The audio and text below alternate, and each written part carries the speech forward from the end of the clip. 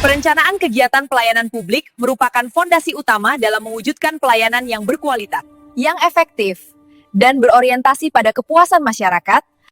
Tanpa perencanaan yang baik, pelayanan publik berpotensi tidak tepat sasaran, tidak efisien, dan sulit dipertanggungjawabkan. Oleh karena itu, pemahaman mengenai konsep pendekatan, indikator kinerja, hingga langkah teknis penyusunan perencanaan menjadi yang sangat penting bagi setiap penyelenggara pelayanan publik. Konsep pelayanan dan pelayanan publik. Pelayanan pada hakikatnya adalah rangkaian aktivitas yang bertujuan meningkatkan kepuasan pengguna layanan. Pelayanan bersifat proses, berlangsung secara berkelanjutan, dan melibatkan interaksi antara pemberi dan penerima layanan. Dalam konteks publik, pelayanan publik didefinisikan sebagai kegiatan pemenuhan kebutuhan warga negara atas barang, jasa, dan pelayanan administratif sesuai dengan ketentuan peraturan perundang-undangan. Dengan demikian, pelayanan publik tidak hanya soal prosedur, tetapi juga menyangkut tanggung jawab negara terhadap hak-hak masyarakat. Tujuan dan prinsip pelayanan publik.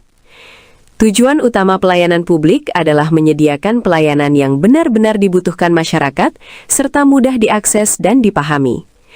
Pelayanan publik harus memposisikan masyarakat sebagai pengguna layanan yang perlu dipuaskan kebutuhannya. Prinsip-prinsip pelayanan publik meliputi kesederhanaan prosedur, kepastian waktu, akurasi, keamanan, tanggung jawab, kelengkapan sarana prasarana, kemudahan akses, sikap petugas yang disiplin dan ramah, serta kenyamanan lingkungan pelayanan. Prinsip-prinsip ini menjadi acuan penting dalam perencanaan kegiatan pelayanan publik. Konsep perencanaan kegiatan pelayanan publik. Perencanaan kegiatan pelayanan publik disusun untuk menjamin ketercapaian tujuan pembangunan dan peningkatan kualitas layanan. Dalam penyusunannya, digunakan dua pendekatan utama, yaitu pendekatan proses dan pendekatan substansi. Pendekatan proses meliputi pendekatan politik, teknokratik, partisipatif, serta pendekatan atas bawah dan bawah atas. Sementara itu, pendekatan substansi mencakup pendekatan tematik, holistik, integratif, dan spasial.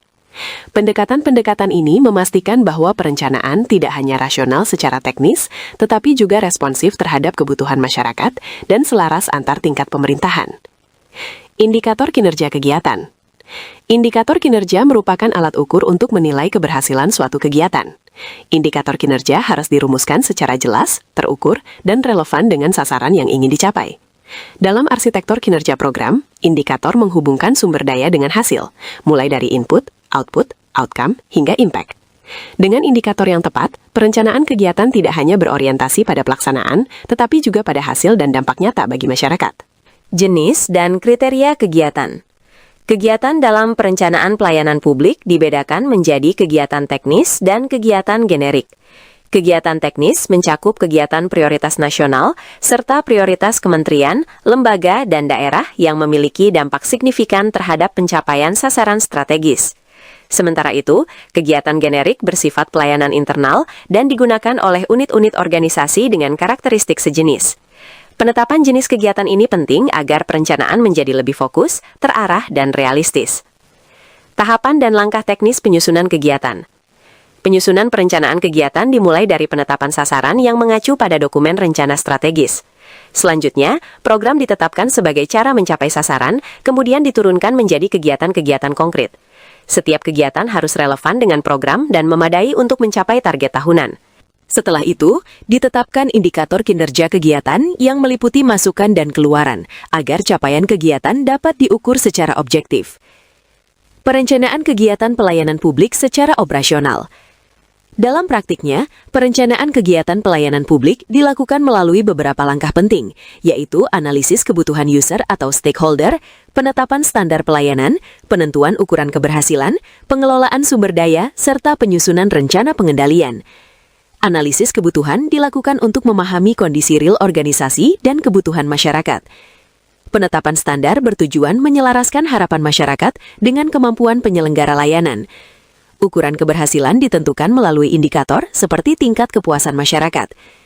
Pengelolaan sumber daya dilakukan secara kolaboratif dengan berbagai pihak, dan rencana pengendalian disusun untuk mengantisipasi risiko serta memastikan pelayanan berjalan sesuai tujuan. Perencanaan kegiatan pelayanan publik yang baik adalah perencanaan yang berbasis kebutuhan, terukur kinerjanya, dan didukung sumber daya yang memadai, serta memiliki mekanisme pengendalian yang jelas. Dengan perencanaan yang sistematis dan akuntabel, pelayanan publik tidak hanya menjadi kewajiban administratif, tetapi benar-benar mampu memberikan manfaat, keadilan, dan kepuasan bagi masyarakat.